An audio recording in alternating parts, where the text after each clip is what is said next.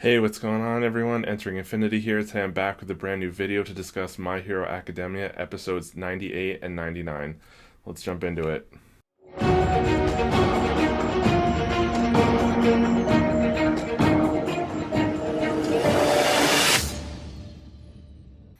Alright, so this episode starts off with seeing some people inside of the prison watching monitors, and it turns out that it's All For One's prison cell with people monitoring him, and they're having a conversation about him, and then all of a sudden, All For One chimes in and responds, and they were like shocked because somehow he's like able to hear them, which I found to be extremely shocking because I didn't think he'd be able to use any of his quirks, but apparently I guess his quirks aren't being suppressed. I guess he's just being restrained so much that he can't use any physical quirks. But I guess other like telepathic or other types of quirks like that still work, which is extremely interesting, and I'm very shocked that they don't have any way to kind of suppress quirks like you typically see in most shonen series. There's typically something like that exists, like in One Piece they have those special handcuffs that turn off their kind of devil fruit ability, so like usually you see different things like that in these series, so I'm really shocked that they don't have anything in this My Hero Academia universe to kind of, turn off people's quirks in cases like this where people are so ridiculously powerful you can't keep them in jail forever. So that's just an accident waiting to happen, but that was really interesting to hear him respond. And then he kind of goes into saying that he heard his brother's voice, and I guess it sounded like he saw his dream that Deku was having. So I'm wondering if that happened at the same exact time when Deku was tapping into the powers. I wonder if All For One also kind of tapped in at the same time because Deku was, and saw the same thing as well. So I found it to be extremely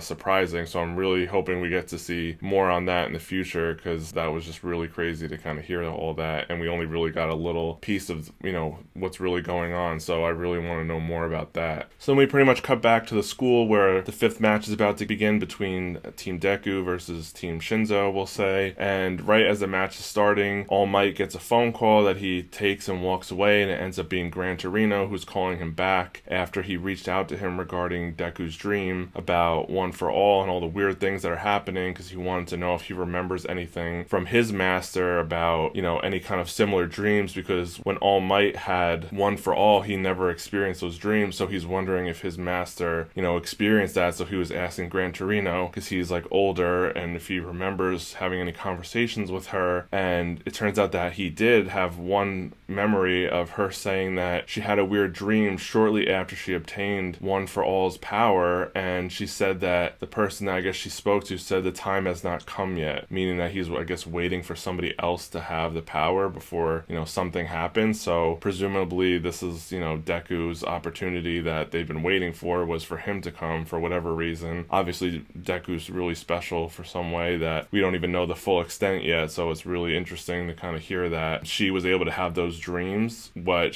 they said that it wasn't the right time. So it's weird that they're like waiting for somebody in particular to get One For All's powers. So I thought that was really interesting. And then the fight commences, and Deku wanted to kind of draw attention to himself, which he ends up doing, and then the copycat kid kind of starts going at him a little bit along with Shinzo, and then all of a sudden Deku gets mad when he's trying to capture someone, and then all of a sudden this power just explodes out of him. We see these like kind of strings of energy shoot everywhere, and Deku's like screaming and like doesn't know what's going on, and this power is just massive, because we see from a faraway distance where other people are that they see this power just emanating into the sky, and it was truly crazy because we were like, what is happening at this moment, because we've never seen anything like this happen to Deku before. So obviously something crazy was happening, and at the time we didn't know what it was, and he's pretty much just going out of control with his ability, and he can't stop whatever's happening from happening. So then Uraraka ends up, jumping onto him and trying to calm him down, which wasn't really working. And then she screams out to Shinzo to ask him to brainwash him so that he would get kind of knocked out and hopefully turn off whatever is going on with him. And that ends up being what happens. So Shinzo calls out to him and he tells him like, Deku, fight me or whatever. And then Deku's like, yes, I will. And then all of a sudden his eyes go white, and you know that he's being brainwashed. And as soon as that happens, Deku kind of goes into that dream state again, like he was in like the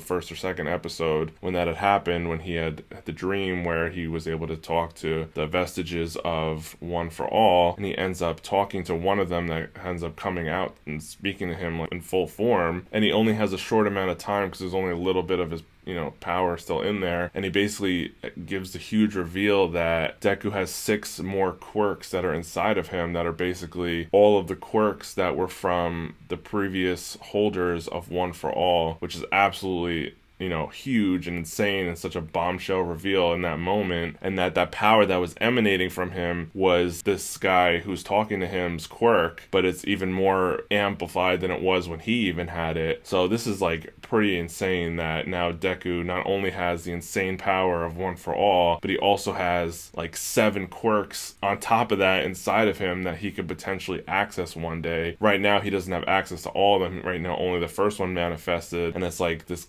lasso ability to be able to like throw this energy to like grab things. So that's just like absolutely insane. And from what I've heard, this was like a very controversial moment in the manga, and I'm an anime only, so I'm only hearing the secondhand, but apparently it was very controversial, and a lot of people dropped the manga at that time because they just thought that this part was just so ridiculous. But honestly, like, I'm not that mad at it. I think it's pretty interesting. I think Deku's going to be completely broken at that point. But down the line, when he has access to all of these quirks, I think it's going to be pretty ridiculous. But I'm sure we're going to see, on the other end of the spectrum, pretty ridiculous, enemies and villains that he's going to have to fight, i.e. All for One. So I'm sure it's going to be kind of power scaled so that it makes sense for him to have this. But at the same time, I could see why people would be upset because it's pretty broken and it's just like coming out of nowhere. But I'm going to give it a chance. I'm not mad at it right now. We'll see how it plays out. I think it only makes things more interesting. So I'm really curious to see what happens down the line with that. But that was a pretty massive reveal that we got right there. And he pretty much tells Deku that the reason why the power was going so out of control was because that he was filled with so much anger that his powers are tied to kind of his emotions and his heart. So if he controls his heart and his emotions, that he'll be able to control the power better. So he realized that that's something that he has to do, but he was so scared because he couldn't control it and it hurt him and he didn't want to hurt his friends. So he was kind of hesitant to use it. But that was pretty much the message that he left with Deku before he, kind of faded away. And we kind of jump back into the present where the fight is pretty much just like in one big brawl at this point. And Deku's kind of going at it a little bit with Shinzo, but he didn't want to activate his regular quirk for the One for All because he didn't want to trigger, the other thing from happening where his other quirk would go out of control. So he pretty much just tries to fight Shinzo like in his base form, which somehow he still got,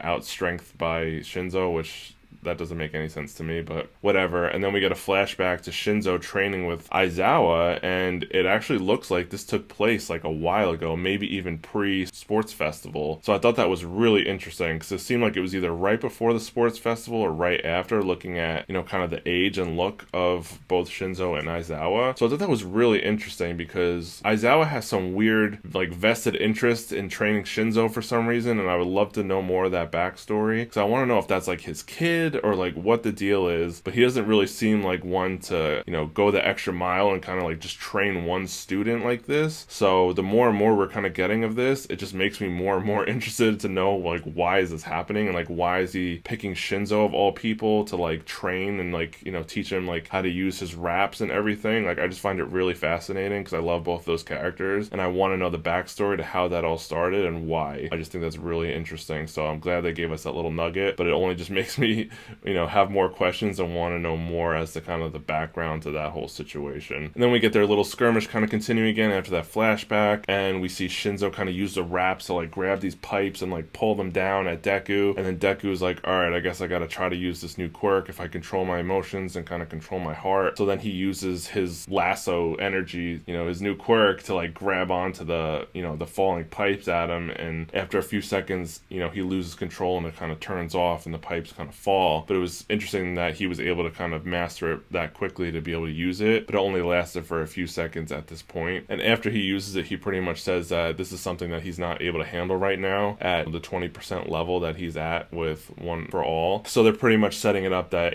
he's not going to be able to use this quirk or any of the other quirks at this point. He's going to have to train and it's going to come a lot further. He said it's when he masters it pretty much at 100%, but I don't know that it's going to be that since he's able to use it a little bit now. I think he'll be able to use it a little more and more more kind of as he continues to develop. But I'm glad that they set it up that he's just not like broken and now can just do all these different quirks. I think it's going to be a very slow progression, and we're going to see him slowly, unlock these other quirks and be able to slowly use them, more and more over time. So that's good, at least, that they're kind of pacing it out and not just making him like completely broken and giving him access to all these different quirks all at once. So then Deku pretty much realizes that he's not going to be able to beat Shinzo in his base form, so he ends up using like 8% of his One for All and pretty much chases down Shinzo while he's like Spider-Manning through the city with his raps, which is like pretty insane that he can use them like that, but it's also really cool, and I'm happy that he's able to have that kind of mobility. So Deku just kind of flies at him like super fast, and he realizes that he can't outrun him, and then Deku ends up pretty easily taking him out, and the rest of his team pretty much easily takes out the rest of Class 1B, and we see Class 1A kind of round up the 4 people, and they threw the 4 people in jail, and then they had the other one restrained because they only needed 4 out of the 5 to win, so they just threw the 4 in jail, and then Class 1A got the W. I have to say I was a little disappointed that how easily they ended up winning, because I wanted to see a good fight for this one, even though I knew nobody could really take on Deku, but I was hoping that at least it would be interesting with the copycat kid to be able to copy his quirk, One for All, which would be pretty ridiculous to see somebody else with it and giving Deku kind of a run for his money. And I was really hoping that they were going to do that to kind of add an interesting twist to liven up the episode, but they kind of tried to do that, but then they just acted like, he had copied One for All, but it wouldn't work for him, so it was just like a dud and nothing happened, and he ended up just getting captured and thrown in jail. So I just feel like that was a wasted opportunity. I think that they should have let him use it maybe for a shorter amount of time than he could normally do other quirks, because it's so powerful. But I think they needed that to kind of spice up the episode to make it a little better, because Class 1A ended up just running through this team like it was nothing in the end after they were kind of seemingly struggling a lot. So I feel like it really needed that extra layer to kind of make the episode a little more interesting, but in that regard it kind of fell a little flat, and they ended up just kind of steamrolling right through them, so it didn't end up being as interesting as I was hoping it would be. But Class 1A ends up picking up the W, so it's really good for Team Deku, because they deserved it in the end. So that marked the end of all these training matches, and they pretty much run through the results again, and we see that Class 1A ends up coming out on top. I think they had 3 wins, 1 draw, and 1 loss, so they pretty much won pretty handedly after acting like Class 1B was just as good or better, but it turned out that in the end Class 1A pulled through, so that was really good. Props to Class 1A, happy to see that. And as much as people were complaining about kind of the the pacing and everything of this season, I mean, it was really good because it was 100% participation, so everyone got to see their favorite to some capacity compete. So I'm not mad at it at all. We got to see their development, we got to see their training, we got to see their new abilities. So in that regard, I'm fine with that. We still have another half of the season to go, so I'm really excited now that they've set it up with kind of their growth. Now we get to see them in action in the real world. Hopefully we get some nice villain attacks or some crazy things going down. So I'm really glad that they kind of did that setup, and now hopefully the second half of the season is just like off the charts, so I'm really looking forward to that. And then we just get a brief kind of regrouping at the end where kind of Aizawa goes down the line and kind of like tells them all the things that they needed to work on and things like that. But then he gets to Shinzo and basically told him that this was kind of part of his transfer exam and that he passed. So we didn't really get much more into that. I was really hoping he would clarify that, because I really want to know if Shinzo's going to be in Class 1A or 1B or just another class altogether, because like I said previously, I absolutely love his character, and I really hope that he's in Class 1A, because I think he would just do really well there, and he would spice it up and just make it a lot more interesting. So I really hope that that's the road that they take, but that's just still at this point another question that's unanswered, so more to come on that topic. So yeah, that pretty much wraps up the episode. Again, it looks like based on the preview for next week that it's pretty much just going to be kind of a chill episode where we kind of just calm down from all the fights and everything, and it's just going to be more informational and more kind of dialogue heavy of an episode. And I hope that it ends off on like a nice cliffhanger that leads us into kind of the second half of season 5, and hopefully we get some really crazy stuff with All for One and the League of Villains in the second half, because it seems like this one's really going to be about Deku trying to figure out how One for All works and different things like that, and we see him interacting with the different classmates, and he kind of reiterates the fact that he has 6 additional quirks inside of him, which I find really interesting, because if I'm assuming that it's 6 more on top of this new lasso ability that he has, and since Deku's the 8th holder, that means he would have a quirk from every single one of the 7 previous people, which would include All Might. And I I didn't think that All Might had an additional quirk on top of, like, the super strength and speed and other, abilities that comes with One for All. So I'm really curious what quirk he would get from him, unless they meant 6 in total, excluding All Might. But I thought that was interesting because I don't think we've ever heard of any other quirk that All Might has had, because I don't think they've ever really mentioned that. So I'm assuming that he was quirkless prior to getting it, but I don't remember if they've confirmed that or not. So I'm not sure what he would get from that, because the only thing we've seen from him, Deku's pretty much been able to replicate. So I didn't think that it was anything different. I thought that was just basically, everything that All Might's displayed was just things that just came from One for All and not anything to do with any other quirk. So curious to see how kind of that plays out. But yeah, that's all I have for this one. Thanks for watching. I hope you enjoyed. If you enjoyed the video and you want to see more of this content, subscribe to the channel now. Leave a comment down below. Let me know what you thought of this episode, and I'll catch you all on the next one.